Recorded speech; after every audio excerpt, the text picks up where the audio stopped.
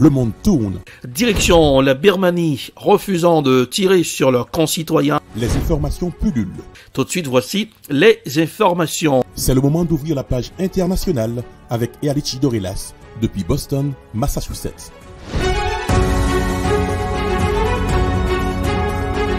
Mesdames, Messieurs, bonsoir. Il faut se remettre à neuf pour démarrer en beauté cette nouvelle semaine. Bienvenue dans la page internationale au grand journal du 14h depuis la capitale des grandes universités du monde. Ealichi Dorelas pour la présentation.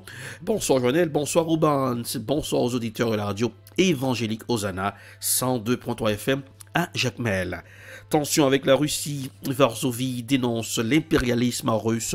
En visite à Vilnius, le Premier ministre polonais est monté au créneau à la veille de l'anniversaire de la Constitution polonaise du 3 mai 1971. Voici un reportage signé Euronews. Certains anniversaires trouvent une résonance toute particulière dans certains contextes.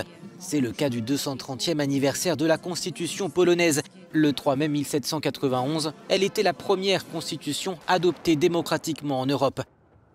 La voilà célébrée en grande pompe ce lundi à Varsovie, alors même que les réformes judiciaires actuellement menées dans le pays sont jugées contraires aux droits européens par Bruxelles. L'homophobie en Pologne est aussi pointée du doigt. Mais si le président polonais a réuni les présidents ukrainiens, lituaniens, lettons et la présidente estonienne, c'était pour aborder les menaces extérieures qui pèsent sur leur sécurité, comme la Russie. En visite à Vilnius, le Premier ministre polonais a jugé la politique étrangère de Moscou impérialiste. Pour lui, l'évolution de la situation au Bélarus et en Ukraine permettra de juger si la réaction des Occidentaux est suffisante. Ce sont des zones particulièrement sensibles à l'égard, il faut le dire, de la politique impérialiste russe. C'est pourquoi nous soutenons les Ukrainiens et les Biélorusses dans leur combat pour la démocratie et pour la liberté. L'évolution de la situation à l'Est permettra de mesurer si nous sommes réalistes.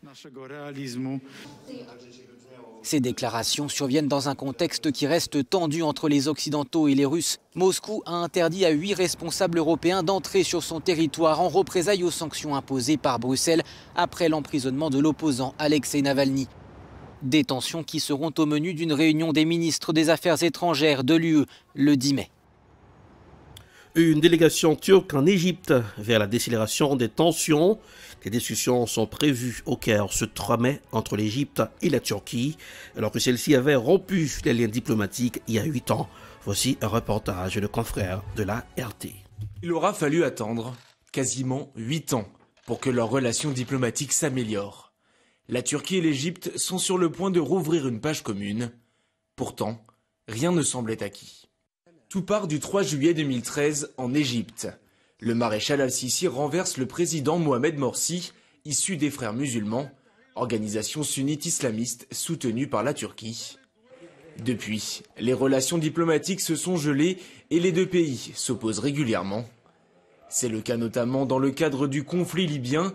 La Turquie soutient le camp du gouvernement d'union nationale, l'Égypte celui de l'armée nationale libyenne du maréchal Haftar. Les deux pays s'opposent également au Qatar, alors que celui-ci entretient des relations étroites avec Ankara. L'Égypte, elle, a gelé ses relations diplomatiques avec Doha en 2017. Mais les conflits géopolitiques du Moyen-Orient ont évolué. La Libye a connu un nouveau tournant avec un cessez-le-feu en octobre dernier et laisse espérer une possible transition diplomatique. Le blocus égyptien au Qatar est quant à lui levé depuis janvier avec la reprise des relations diplomatiques entre les deux pays.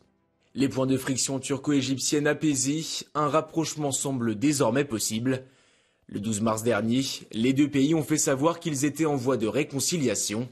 Quelques semaines plus tard, le groupe parlementaire du parti de Recep Tayyip Erdogan a proposé la création d'un groupe d'amitié turco-égyptien. Le ministre turc des Affaires étrangères a indiqué qu'une délégation se rendra sur le sol égyptien dans le cadre d'un accord avec le Caire sur leurs frontières maritimes. Si nous parvenons à un accord, nous le signerons. Cela serait également profitable pour l'Égypte. Nous ne considérons pas la Libye comme une aire de compétition avec l'Égypte ou avec tout autre pays. Reste maintenant à savoir jusqu'où pourront aller les relations diplomatiques entre les deux pays.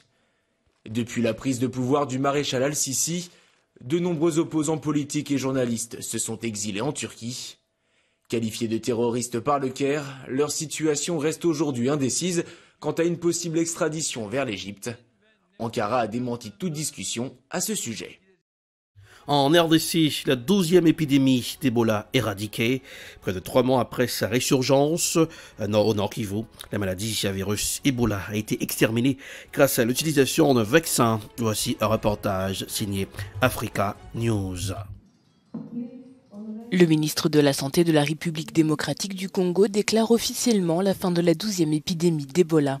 Près de 3 mois après sa résurgence au Nord Kivu, la maladie à virus Ebola a été éradiquée grâce à l'utilisation d'un vaccin. En ce lundi 3 mai 2021, je suis heureux de déclarer solennellement la fin de la 12e épidémie de la maladie à virus Ebola dans la province du Nord Kivu en République démocratique du Congo. Le vaccin fabriqué par le laboratoire américain Merck Sharp & Dohme a été utilisé pour prévenir la propagation de cette 12e épidémie.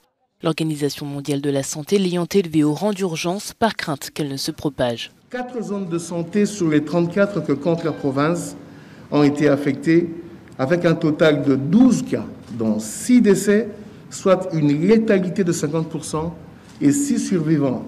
Le virus Ebola se transmet principalement par fluide corporel, ses principaux symptômes comprenant fièvre, vomissements, saignements et diarrhée. La plus grande épidémie a eu lieu entre 2013 et 2016 et a fait 11 000 morts en Afrique de l'Ouest. Malgré l'annonce, le gouvernement de la République démocratique du Congo a exhorté la population à rester vigilante. En Inde, revers électoral pour Narendra Modi dans l'état clé du Bengale. Le parti nationaliste hindou du Premier ministre indien Narendra Modi, le Bharatiya Janata Party, BJP, a subi un revers électoral dimanche 2 mai au Bengale occidental, état clé de 90 millions d'habitants. Les élections régionales très disputées et marquées par des actes de violence. Voici un reportage signé France 24. La joie plus forte que la peur du coronavirus. À Calcutta, la police ne peut empêcher ses électeurs de fêter la victoire du TMC, le All India Trinamool Congress. Le parti de gauche, dont la couleur, le vert est sur les visages, reste au pouvoir au Bengale occidental.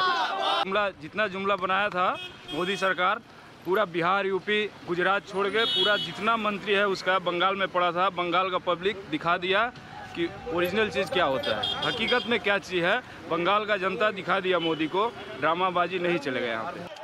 La victoire contre le BJP, le parti nationaliste hindou du Premier ministre Narendra Modi, revient à cette femme, Mamata Banerjee, fondatrice du parti de centre-gauche TMC en 1997. Elle dirige l'État du Bengale occidental et ses 90 millions d'habitants sans discontinuer depuis 2011. Elle a axé sa campagne sur les aides aux minorités, les musulmans et les femmes en particulier, et la lutte contre le Covid-19. আমার first priority এখন হবে যেহেতু Covid is my first priority কোভিডটা বাড়ছে আমরা কদিন ধরে কাজ করছিলাম এবং করছি এবং কোভিডের জন্যই আমরা বড় আকারে শপথ গ্রহণ অনুষ্ঠান করব না এত ল্যান্ডস্লাইড বৃষ্টি হওয়া সত্ত্বেও. Pour Narendra Modi et son parti, le BJP, la défaite est amère mais pas totale. En se posant comme la principale force d'opposition au Bengale occidental, le parti renforce sa présence dans une région qui lui a toujours échappé. S'il a aussi remporté le scrutin dans l'Assam, ses scores sont en revanche décevants au Tamil Nadu, au Kerala et dans l'ancienne colonie française de Pondichéry. Au total, 175 millions d'Indiens étaient appelés aux urnes alors que le pays est submergé par une vague épidémique de Covid-19. Pour fermer cette page internationale, direction le Tchad, la junte militaire au pouvoir a nommé un gouvernement de transition dirigé par le fils de défunt président Idriss Déby.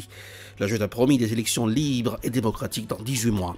Voici un reportage signé Euro News pour aujourd'hui. Au Tchad, la junte militaire au pouvoir depuis la mort du président Idriss Déby a nommé dimanche un gouvernement de transition composé de 40 ministres et secrétaires d'État. Le poste de Premier ministre revient à Albert Pahimi Padaké, qui avait déjà occupé cette fonction de février 2016 à mai 2018. Le principal opposant, Saleh Kebzabo, a lui reconnu l'autorité du Conseil militaire de transition. Conséquence, 2 membres de son parti rejoignent ce gouvernement qui reconduit essentiellement d'anciens ministres d'Idriss Déby. Après la mort du président tchadien le 19 avril, c'est son fils Mahamat qui avait pris la tête de la junte militaire. Les principaux partis d'opposition, syndicats et sociétés civiles avaient alors dénoncé un coup d'État institutionnel. La junte a promis des élections libres et démocratiques dans 18 mois. C'est la fin de la page internationale au grand journal du 14h pour ce lundi 3 mai 2021. Merci de l'avoir suivi. Présentation Erlich Dorelas depuis Boston, la capitale des grandes universités du monde. Production EdProd, réalisation Télé Beltop pour le compte de la radio évangélique Hosanna, 102.3 FM à Jacmel. Au niveau de la température pour ce aujourd'hui, il y a du soleil dans le ciel à Boston. Température 62 degrés Fahrenheit, 17 degrés Celsius. À Jacmel, 84 degrés Fahrenheit et 24 degrés Celsius. Bonsoir Joannel, bonsoir Rubans, bonsoir aux auditeurs de la radio évangélique Hosanna, 102.3 FM à Jacmel. Joyeux lundi, joyeuse semaine, à demain. C'était la page internationale avec Erlich Dorelas.